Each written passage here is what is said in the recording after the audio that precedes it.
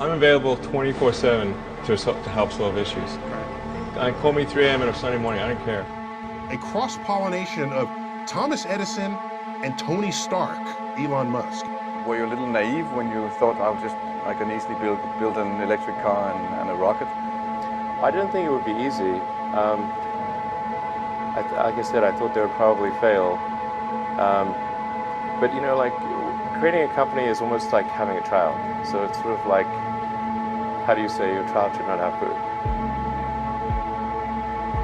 So once you have the company, you have to feed it and nurse it and take care of it, even if it ruins you. Yeah.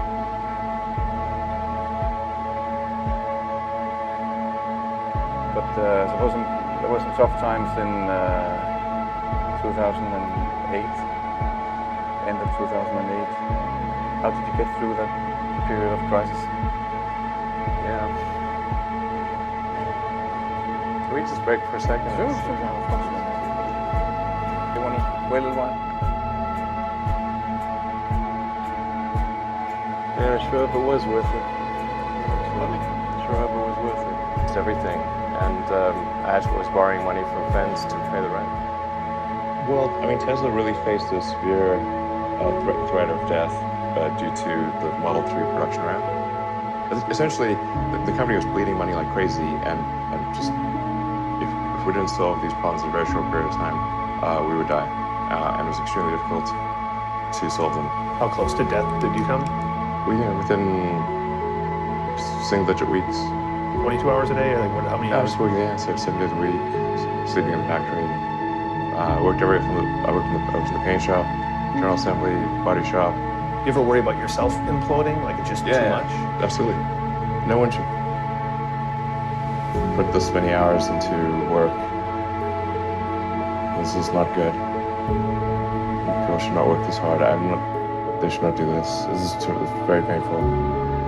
Painful in what sense? It hurts my brain, my heart. Where do you come up with your best ideas? Are you on vacation, or are you kind of just like in the middle of the night you wake up and start drawing things down? Or? You know, this sounds really cliche, but like the shower is probably like wake up and go to shower in the morning. And I think actually what's really happened is kind of stuff is percolated in the subconscious. Right. And it's not really occurring in the shower, but you're kind of getting the results of last night's, computation, basically. Right. Whatever area that you get into, given that, even if you're the best, there's always a chance of failure. So I think it's important that you really like whatever you're doing. If you don't like it, life is too short. I'd say, and also if you like what you're doing, you think about it even when you're not working. I mean, it's something that your mind is drawn to, and if you don't like it, you just really can't make it work, I think. When you had that third failure in a row, did you think, I need to pack this in? Never. Why not? I don't ever give up. I mean, I'd have to be dead or completely incapacitated. Starting a business, I'd say, number one is have a high pain threshold. That's it. There's a friend of mine who's got a good saying, which is that starting a company is like eating glass and staring into the abyss. Okay, that's generally what happens, because when you first start a company, there's lots of optimism and things are great, and then so happiness at first is high. Then you encounter all sorts of issues, and happiness will steadily decline, and then you'll go through a whole world of hurt. And then eventually, if you succeed, and in most cases you will not succeed, and Tesla almost didn't succeed, came very close to failure. Then if you succeed, then after a long time you will finally get back to happiness. I think too is you've got to make sure that whatever you're doing is a great product or service. It has to be really great. And I go back to what I was saying earlier, where if you're a new company, I mean, unless it's like some new industry or new market that, if it's an untapped market, then you have more ability to,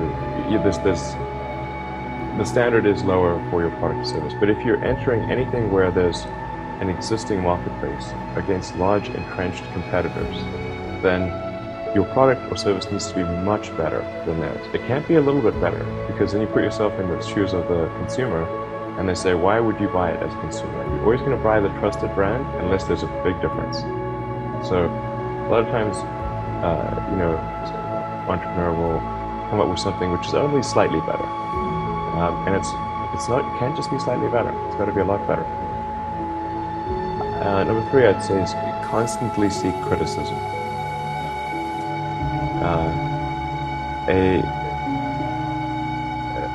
A well thought out critique of whatever you're doing is as valuable as gold.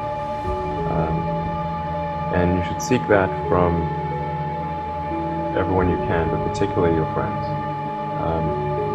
Usually your friends know what's wrong, but they don't want to tell you because they don't want to hurt you.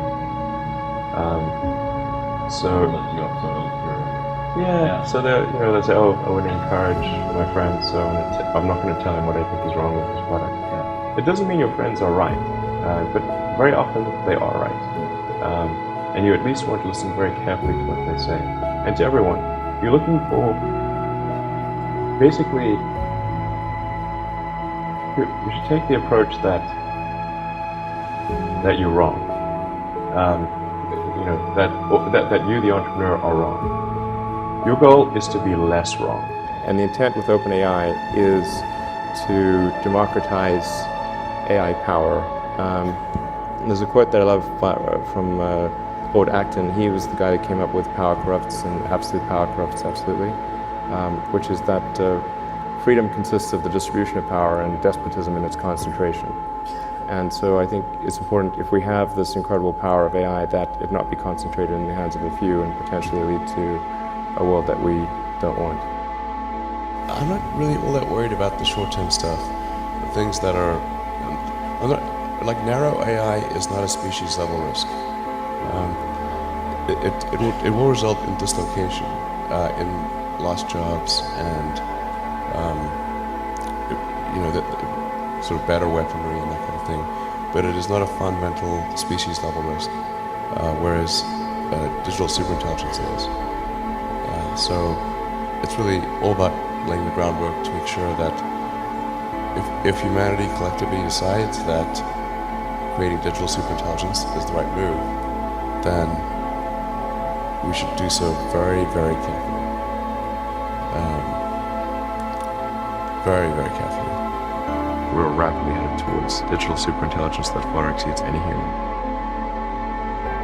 I think it's very obvious.